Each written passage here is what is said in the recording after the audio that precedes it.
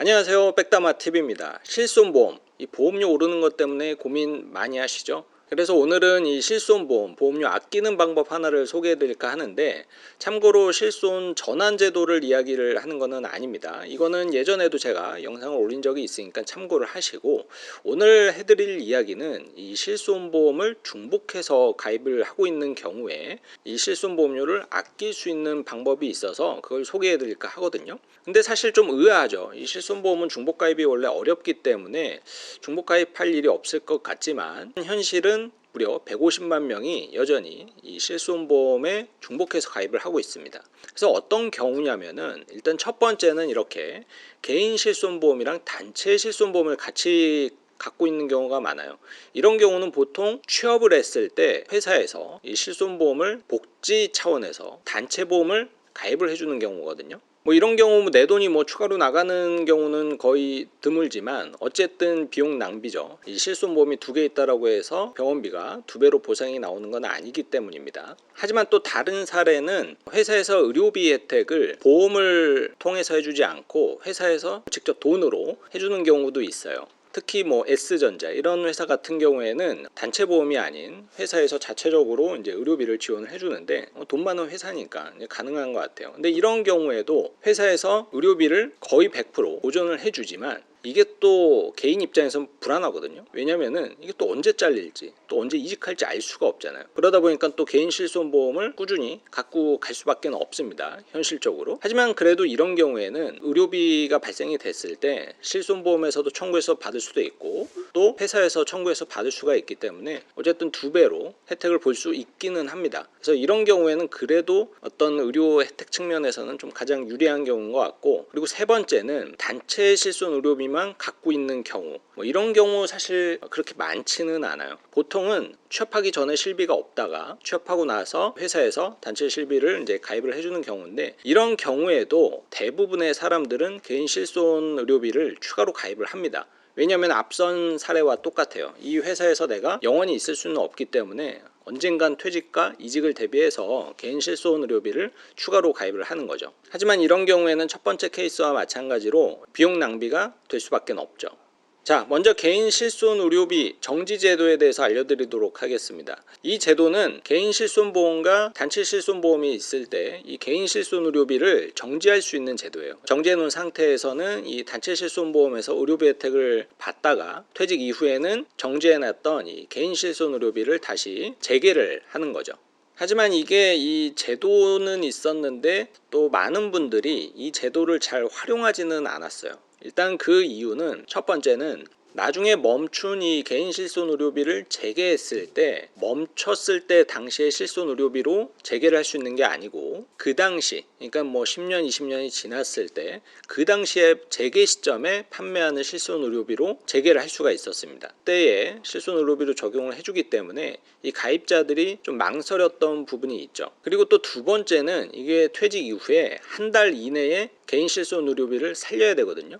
이 시기가 넘어가면은 이게 살릴 수가 없습니다. 그러니까 심사를 받고 살려야 돼요. 그래서 혹시라도 그 시기를 놓칠까봐 좀 두려워서, 좀 그런 조바심에 괜히 걱정되니까 이 개인 실손 정지 제도를 잘 활용을 하지 않았었던 것 같아요. 하지만 일단 올해 이게 개정된 내용을 좀 보면은, 추후에 실손 의료비를 재개했을 때 선택을 할 수가 있게 됐습니다. 정지했을 때 당시의 실손 의료비와 그리고 재개 시점의 실손 의료비 중에 그냥 가입자가 선택을 해서 개인 실손 의료비를 쓸 수 있게 된 거죠. 단 2013년 4월 이후에 가입한 실손 의료비들은 실손 의료비 자체에 갱신 주기가 있습니다. 15년 옆에 이렇게 붙어 있는 경우가 있잖아요. 그래서 그러한 경우에는 만약에 내가 중지를 하고 재개를 하는데 그 시점이 15년이 지나서 내가 예전에 갖고 있었던 실손보험이 어차피 갱신 주기가 넘으면서 실손 의료비의 내용이 바뀌었다. 그럴 경우에는 아무리 내가 재개 시점에 실손보험을 선택을 한다 하더라도 내용은 바뀌어 있을 겁니다. 그래서 이 부분은 좀 주의를 하셔야 될 것 같아요.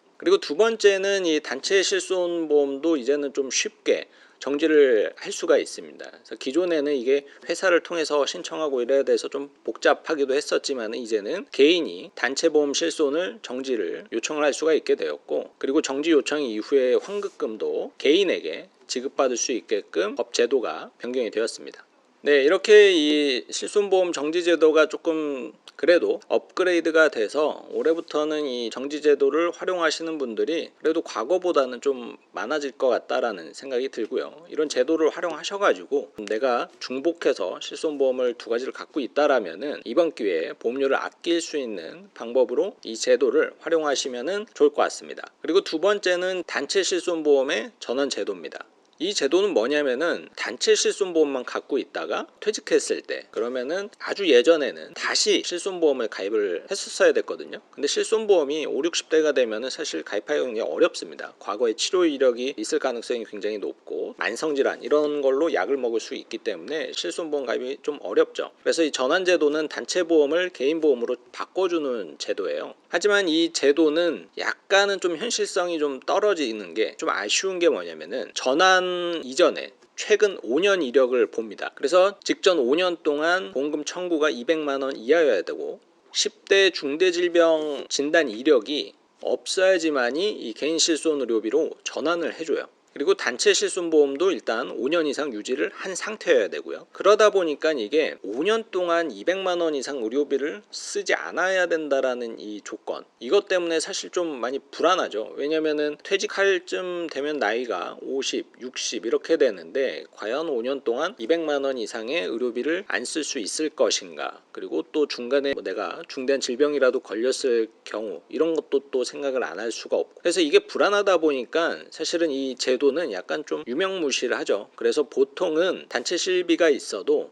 개인 실손보험을 젊었을 때 가입을 하고 이거를 1년 이상 유지를 한 다음에 결국엔 또 이 개인 실손보험을 정지하는 이러한 전략으로 활용을 했지, 단체 실손보험을 개인 실손보험으로 전환을 염두에 두고 단체 실손보험을 갖고 계신 분들은 아직까지는 제가 보지는 못했어요. 네, 오늘은 이렇게 실손보험 정지 제도 그리고 전환 제도에서 설명을 드렸는데, 혹시라도 내가 이 실손보험이 중복되어 있는지 확인해 보고 싶다 그러면은 크레딧포유 사이트에 들어가시면은 간편하게 확인할 수가 있으니까 확인해 보시고, 중복되는 보험료가 있다라면은 이번 기회에 정지 제도를 활용을 해서 보험료를 아껴 보시기 바랍니다. 네, 오늘 준비한 영상은 여기까지고요. 추가적으로 궁금하신 점이 있으면 요 상담센터로 연락을 주시면은 성심성의껏 해결해 드리도록 하겠습니다. 오늘 내용 도움 되셨길 바라며 좋아요와 구독 눌러주세요.